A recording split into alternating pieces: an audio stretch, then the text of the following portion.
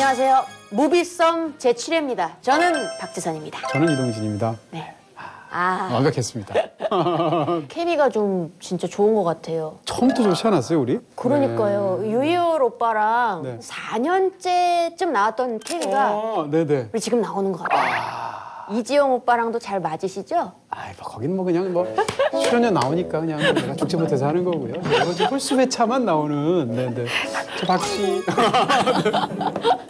자, 벌써 7회인데 주변에서 뭐 이런 얘기 저런 얘기 많이 들으셨어요? 유튜브 또 백수골방이란 분이 계세요. 제가 재밌게 본 영화 이렇게 다뤄주셔서 감사합니다 하면서 그분이 구독자가 한 10만 정도 또 됩니다. 근데 그걸 어떻게 다 아세요? 그렇게 바쁘신 분이. 저는 이제 무비썸 시작하면서부터 저는 네. 그분들 제가 또 구독 다 하고 있고요. 안 좋은 댓글 다시면 다 찾아가서 한 번씩 보고요. 또 캡처하는 거 아니야, 캡처? 아니에요, 여러분들. 모든 의견을 다 사랑합니다.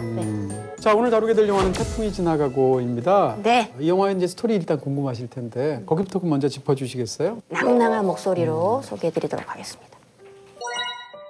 俺はね大器晩成型なんだよ 과거의 영광을 잊지 못한 채 소설가로 재기를 꿈꾸는 현직 사설 탐정 료타.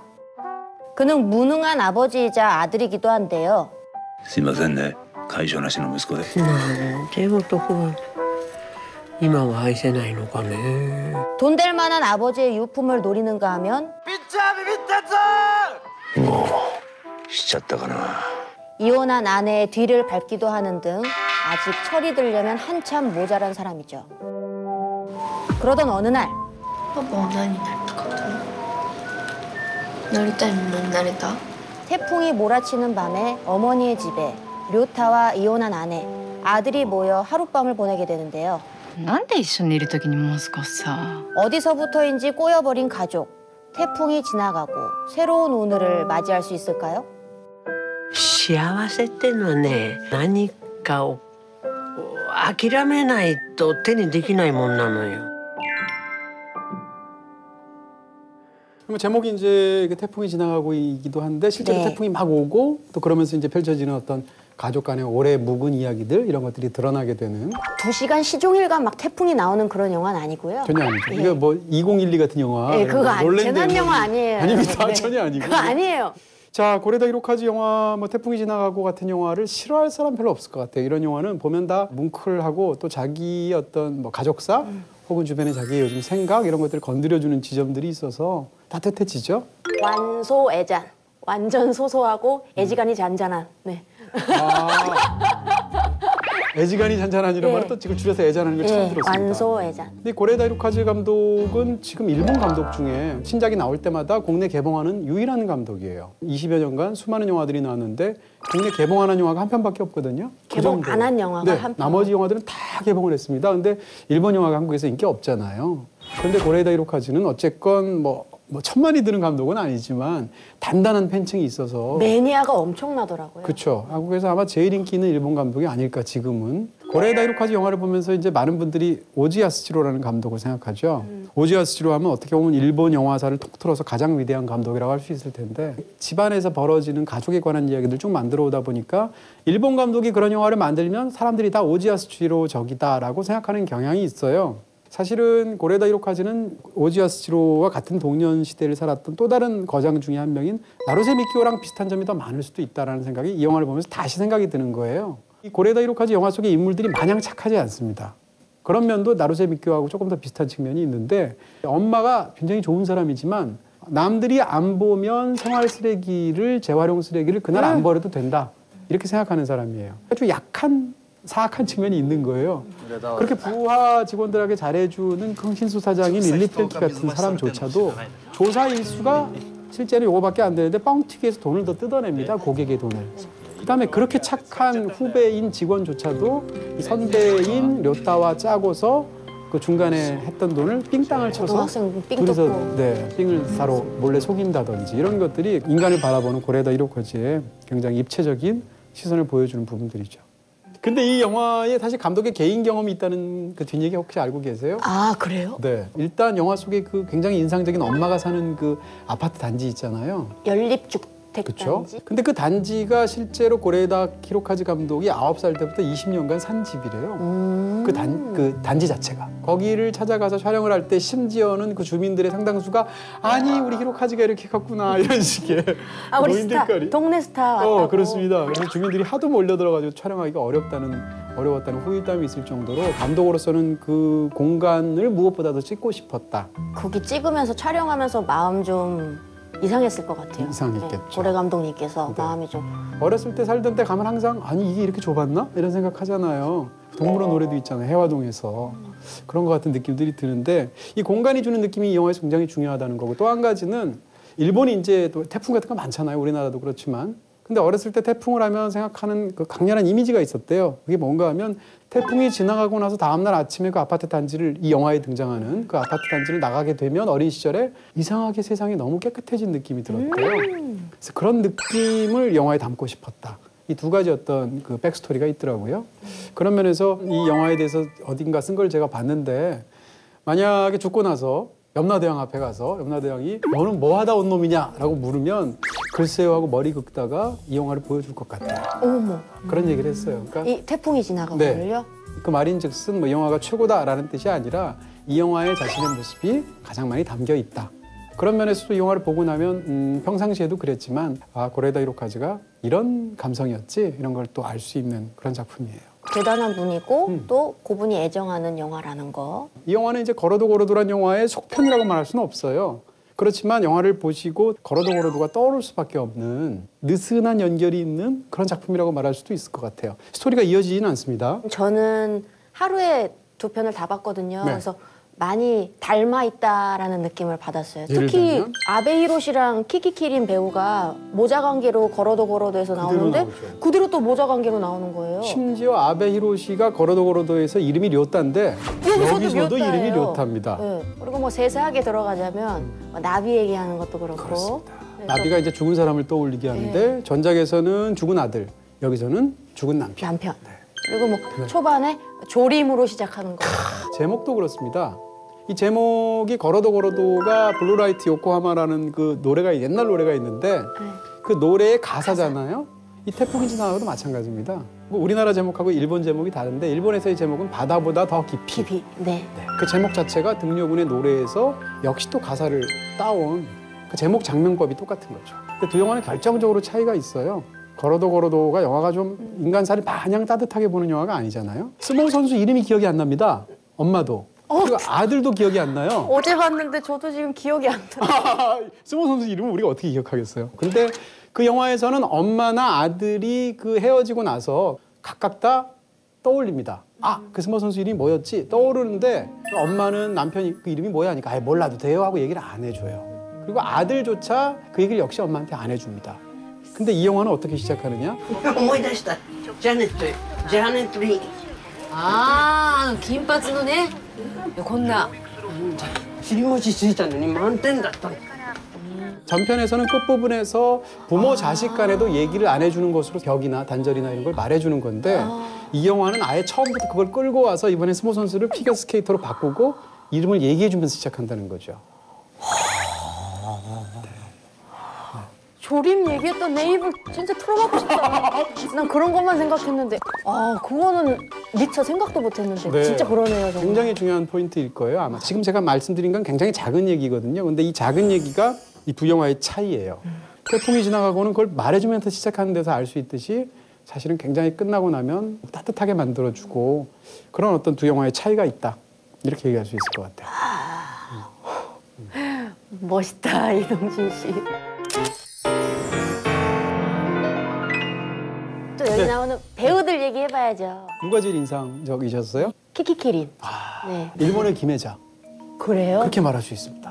진짜 좋았어요. 네. 여기 태풍이 지나가고 주인공 같아요. 집 빨리 사줘. 나 귀신 돼서 찾아갈 거야 막 하는데 早くしないと3LD いらないよそんな 유머들도 다 좋았어요. 저는 이해심 많고 또 하는 말마다 다 명언이고 그 캐릭터 자체가 현실에 존재하지 않는 어떤 애니메이션 속의 되게 인자하고 자상한 할머니 캐릭터 같다라는 느낌을 받았어요. 같이 그 며느리로 나왔던 그 배우의 그 증언에 따르면 기기린이 현장에서 애드립을 전혀 안 한대요. 그 대사가 있으면 토시가 있지 않겠습니까? 토시도 안 바꾼대요. 그런 면에서 흥미롭더라고요. 또 아베 히로시 얘기 안 할 수 없죠.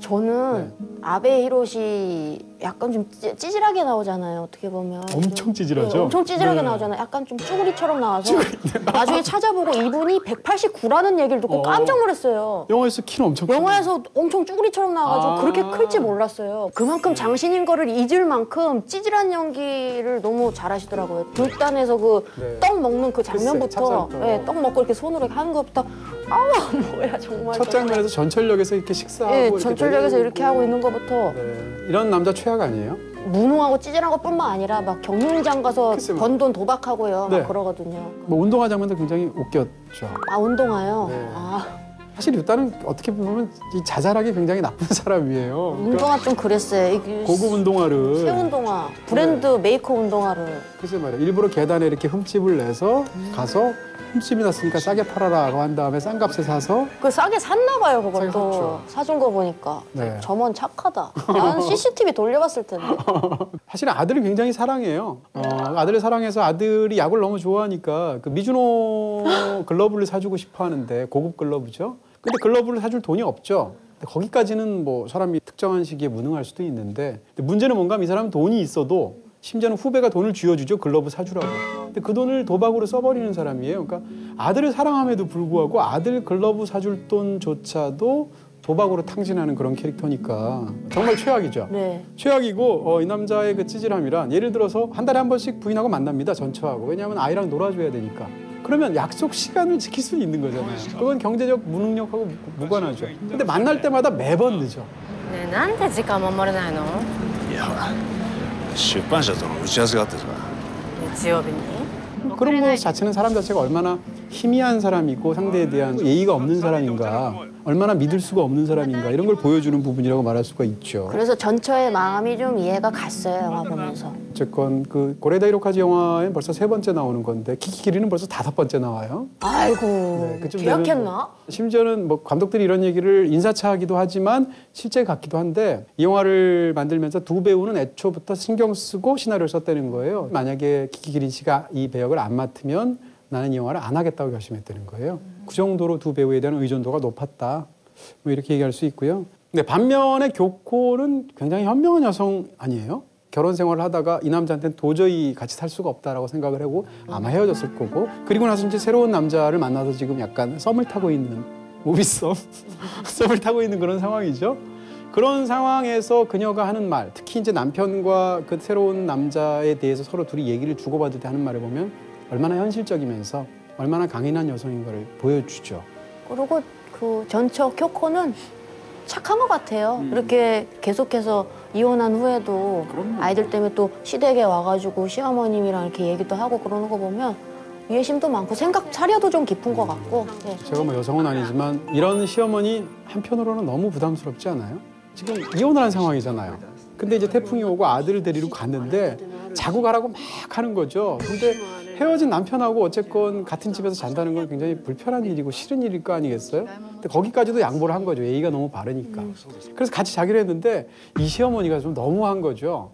그 좁은 방에 이부자리 딱 2개 펴놓고 아들을 가운데 껴놓고 헤어진 부부 보고 같이 자라는 거예요. 근데 그건 사실은 시어머니 입장에서 사실은 노리는 거죠. 어떻게 이 기회로 좀 재결합할 수 있지 않을까?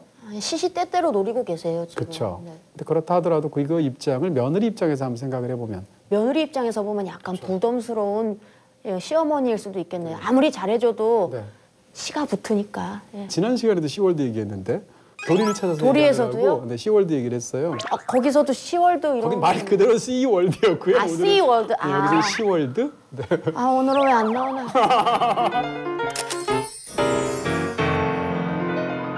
근데 이제 이 영화 속에 이제 이야기 속으로 조금 더 깊숙이 들어가 볼 수 있겠죠. 부모 자식 얘기가 가장 중요해 보이죠. 특히 아버지와 아들의 관계가 좀 중요해 보이죠. 아들인 료타 입장에서는 돌아가신 아버지가 굉장히 싫었어요. 그 어렸을 때 꿈이 뭐냐라고 말했을 때 지방 공무원이었는데 그 이유가 아버지처럼 살기 싫어서.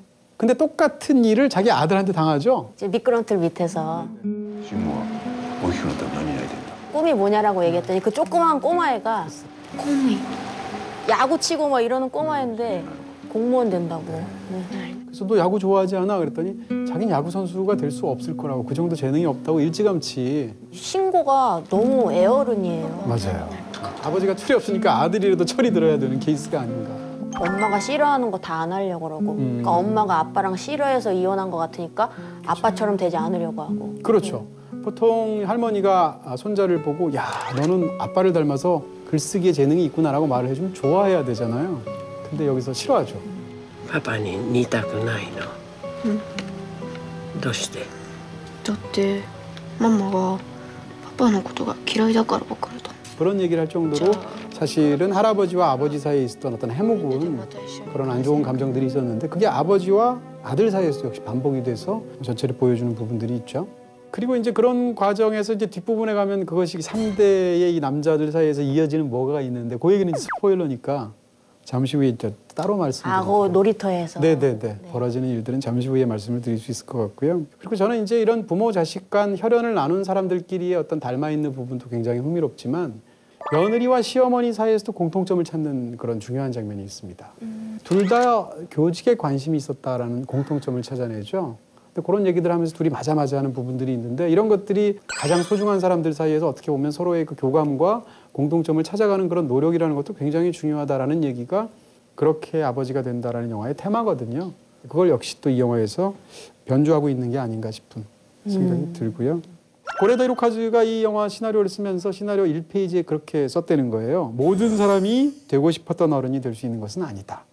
이 영화에서 료타랑 관련해서 제일 마음 아픈 부분 중에 하나 그 장면 아니에요. 이 고등학생이 이제 어떤 다른 여자와 불륜 관계에 있는데 그 고등학생을 협박해서 합의금을 뜯어냅니다. 그러니까 흥신소 직원인 거죠. 돈을 뜯기는 고교생 입장에서 보면 진짜 어른 같지도 않은 어른이잖아요. 이런 나의 돈을 뜯어가지고 가져가니까 그래서 한마디 던지죠. 당신 같은 어른은 정말 되고 싶지 않네요. 이렇게 말을 하는데 근데 그 순간 발끈해서 말을 하잖아요. 되고 싶은 어른이 된다는 게 그렇게 쉬운 일이 아니라는 얘기를 하게 되는데 그 장면이 저는 이상하게 굉장히 뭉클하더라고요. 그리고 그런 고등학생과의 에피소드나 뭐 다른 불륜녀와의 대화나 뭐 흥신소 그 사장 네네. 대표랑 대화 이런 것들이 다 뭐가 주는 게 있어요. 그렇죠. 다 대사를 이렇게 깔아놨죠. 네. 삶에 대한 이야기. 그 흥신소 그 대표가 하는 얘기도 사장. 저 되게 사장이 하는 얘기도 마음에 남았는데 그렇죠. 누군가의 과거가 될 수 있는 용기가 있어야 진정한 남자가 되는 거다. いいかもう会うのやめとけよ誰かの過去になる勇気を持つのが大人の男っていうもんだよ 그 대사를 정확하게 외우고 계시네요. 그게 되게 마음에 와닿았거든요. 그리고 그 불륜녀가 또 우리 남편의 그 뒤를 불륜 캐달라. 장면도 잡아달라. 네. 그래서 결국에는 불륜하는 걸 알게 되잖아요. 그러니까 흥신소 직원 중에 한 명이 이런 거 다 알게 후회하지 되니까 않냐고. 후회하지 않냐 그랬더니 아니 이런 것들을 다 뭉뚱그린 게 내 인생인데요. 뭐 이렇게 얘기하면서 되게 그래서 가잖아요. 패션 모델 네, 같이. 네, 모델처럼 되게 쿨하게 가잖아요. 글쎄 말이에요. 그런 것들이 다 뭘 주더라고요 하나씩. 그렇죠. 그렇게 너무 도드라지지 않게 이렇게 싹 깔아놓은 그런 대사들을 갖고 있고요. 근데 이게 사실은 이 영화를 보면 이제 그게 이 영화의 그 인물들의 기본 조건입니다. 그러니까 누구나 다 어렸을 때 어떤 식으로든 특별한 꿈이 없어도 어떤 어른이 돼야겠다 정도로 생각하잖아요. 근데 그런 어른이 다 못 된 거예요. 근데 사실은 엄마도 마찬가지예요. 이 작고 이 좁은 집에서 40년을 살 줄 몰랐는데 이런 얘기를 하거든요. 그러니까 다 자기가 애초에 꿈꾸었던 막연하게 짐작했던 미래의 그 모습이 도달하지 못한 인물들 얘기예요. 그랬을 때 그 사이의 간극에서 황망해하는 거죠. 후회감, 뭐 어떤 당혹감 이런 것들이 사실은 애잔하게 아까 뭐라고 그랬죠? 애잔이 뭐의 준말이라고요? 애지간히 잔잔한 잔잔하게 깔려있는 잔잔해요. 네, 네. 그런 애잔한 영화라고 말할 수 있죠. 자, 이제 그럼 여기까지 얘기를 했는데 스포일러 얘기를 이제 할 수가 없을 것 같고요. 그러면 이걸 또 들어볼까요? 오늘도 역시 네. 네, 오늘은 좀 새롭게 스포일러입니다. 지금부터 네. 원치 않으시는 분은 건너뛰기를 하시면 좋겠습니다. 네. 홀수회만 들으실 수 있습니다. 네, 짝수회는 절대 못 듣습니다.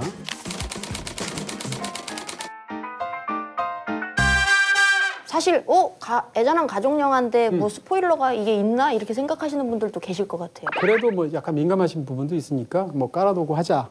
그러니까 이 료타라는 인물은 영화 속에서 계속 과거의 발목이 사로잡혀 있는 사람이고 헤어진 부인인데 그 부인을 왜 뒤를 캐러 다니고 그 부인이 딴 남자를 만났는데 저 남자랑 벌써 잔 걸까? 뭐 이렇게 남자가 찌질하면 생각할 수도 있죠. 근데 그걸 어떻게 물어보냔 말이에요. 만나서 그 중요한 밤에 물어보죠. 네, 벌써 잤냐고. 그랬더니 그 부인의 말이 더 걸작이죠. 내가 중학생이야? 당연히 잤지. 이렇게 얘기하죠. 또 그 극 중에서 이제 복권 가지고 또 나오는 장면들도 재미있죠. 근데 복권을 마지막에 셋이 같이 막 밤에 미끄럼틀 근처에서 막 찾게 되는데 극 중에서 세 사람 마음이 합쳐진 유일한 장면이에요. 그 과거의 남편과 과거의 아내와 그 사이에서 낳은 아이가 같은 목표를 두고 막 찾으러 다니는 장면이 코믹하면서도 약간 뭉클하게 그려져 있기도 하고 그리고 또 이 복권이 사실은 아버지하고도 할아버지하고도 연결이 돼요.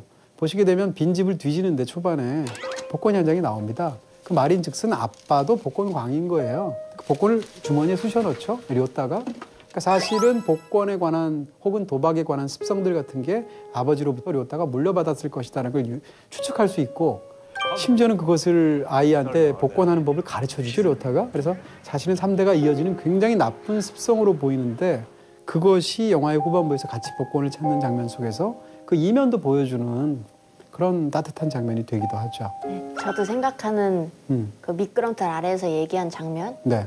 좋았어요. 미끄럼틀에서 마지막 어쨌건 이 부분은 끝났다는 걸 알게 돼요. 특히 남편 입장에서는 마음을 정리하게 되는데 미련을 그 자판기에서 뽑은 커피를 셋이 마실 때 그 카메라가 세 사람을 잡는 그 앉아 있는 자세를 보게 되면 그게 그 할머니가 원했던 자는 자세예요. 중간에 신고를 끼고 자라고 했잖아요. 어쨌건 이전에 가족이었던 세 사람이 온기를 나눌 때 영화가 이제 약간의 마음의 위안을 주고요. 결말까지 포함해서 조금 네. 더 이야기를 나눠보는 거로 하겠습니다. 이 영화의 이제 결말 부분을 이제 스포일러 얘기했으니까 말을 해버리면 사람들이 사실 이런 영화를 볼 때 저 부부가 재결합했으면 좋겠다 이런 마음을 기본적으로 네. 갖죠. 주인공이 나오면. 해피엔딩 됐으면 좋겠다. 네. 근데 어떻게 되죠? 근데 이거 어떻게 된 거예요? 뭐 헤어진 거죠. 네. 그죠? 네. 각자 갈 길 간 거죠? 그렇죠. 특히 마지막 장면 지금 말씀해 주신 것처럼 1박 2일간의 일이 끝나고 이제 아들과 함께 엄마가 떠나가고 이제 남편은 가게 되는데 전 남편은 걸어가는 방향이 일부러 반대쪽으로 하죠. 네. 그렇게 해서 마지막 장면을 하고 그 남겨진 어떤 약간 부러지는 우산 이런 것들을 보여주면서 끝나는 것 자체가 둘이 어떻게 제 갈 길을 가는 걸 보여주는데 저는 이게 새드 엔딩인가? 이런 생각을 해봤어요. 저는 이게 해피엔딩일 수도 있다 이런 생각이 드는 거예요. 그러니까 우리는 이제 이런 인물들이 나오면 기본적으로 헤어진 인물들인데 그 인물들의 재결합을 원하지만 재결합이 저 인물들에게 행복일까?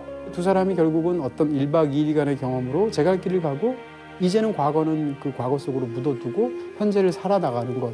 그게 해피엔딩이 될 수도 있지 않을까라는 생각이 들었고요. 그래서 이 영화를 보고 나면 걸어도 같은 쓸쓸한 뒷맛 같은 건 오히려 덜 남고 영화 자체가 이렇게 따뜻하게 위로가 되는 인간적인 측면에서 보면 이게 해피엔딩처럼도 느껴지는 거예요. 드디어 남자가 저처럼 없는 남자가 교훈을 얻었구나.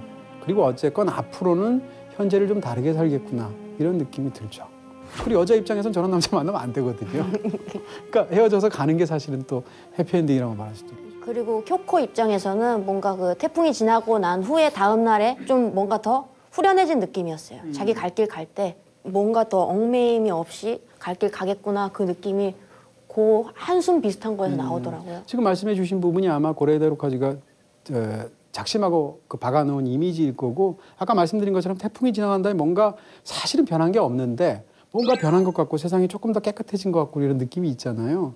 어쨌건 그 1박 2일간의 일을 통해서 정리가 된 거죠, 마음이. 오히려 양쪽 모두. 신고가 좀 정리 안 된 것 같지 않으세요? 복권을 들찾아서. 복권을 복권인 줄 알고 마지막까지 막 보는데. 복권을 막 찾고 복권이 당첨되면 온 가족이 다 같이 살았으면 좋겠다 이런 생각을 하는 친구니까 그렇습니다. 마지막 태풍이 갠날 다음 날 나왔는데 신고는 막 아직까지도 복권을 막 찾더라고요. 잃어버렸던 복권을. 근데 찾아보는 그 복권인 줄 알고 다음날 아침에 보니까 복권이 아니었잖아요. 그것 자체가 이 영화가 좋은 게 좋은 거지 하고 끝나는 영화가 아니라는 거죠. 그런 면에서도 아 역시 고레에다 히로카즈 영화는 좀 다른 측면이 있구나.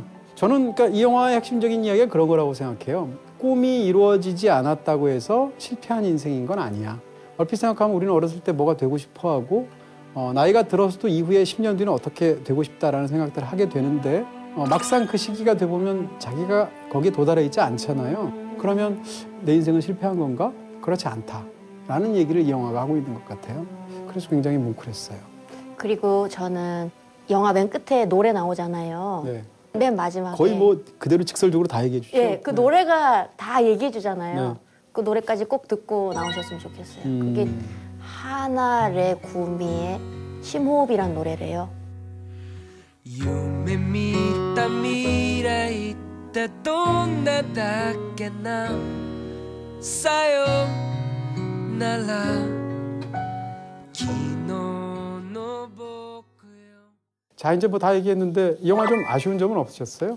한 날에 이 고 감독님의 영화 걸어도 걸어도랑 태풍이 지나가고 두 개를 한꺼번에 보니까 자연스럽게 이게 비교가 되더라고요. 좀 걸어도 걸어도가 더 마음에 남는다 이런 느낌이 계속 들었어요. 제 입장에서 너무 당연한데요. 걸어도 걸어도는 고레다 히로카즈의 최고작이라고 말할 수 있는 정말 훌륭한 영화고 저는 그 당시 영화 별점을 5개를 준 적이 있어요. 아이, 그러셨어요? 네네네. 그 영화랑 비교하면 당연히 다른 영화들 대부분이 덜 좋겠죠. 근데 고레다 히로카즈의 20년 광팬으로서 아쉬움이 약간은 있었습니다. 그게 뭔가 하면 최근에 이제 고레다 히로카즈의 영화는 약간 날카로움 같은 게 많이 사라졌어요. 꼭 날카로워야 된다는 뜻이 아니라 근데 예를 들어서 이 영화는 약간 노파심으로 보일 정도로 지나치게 친절한 부분들이 있고 대사의 의존도도 너무 많이 높아서 삶이란 이런 거야 라는 얘기를 자꾸 직접적으로 말해주려고 하죠. 대표적으로 그 기키기린이 불단에 있는 아들한테 이런 얘기하죠. 너 왜 이렇게 우울해하니? 아니 쟤를 보고 있는 걸 보니 아버지 생각했구나 이렇게 말을 하는데 이 말은 너무하잖아요. 관객이 모를까 봐 쟤를 보면서 아들이 아버지를 생각했다는 말을 그냥 말로 해주는 거잖아요. 엄마가 대신. 뭐 이런 얘기 하나 할 수 있고 또 한 가지는 사설 탐정과 관련된 부분들이 너무 관습적인 것 같아요. 이혼을 하려고 소송을 벌이는 부인을 뭐 역으로 제안을 해서 양쪽을 다 이렇게 한다든지 그 돈 받아가지고 경륜장에 간다든지 이런 것들의 묘사는 관습적이고 장르적이고 해서 덜 좋게 느껴진 그렇게 얘기할 수 있을 것 같아요.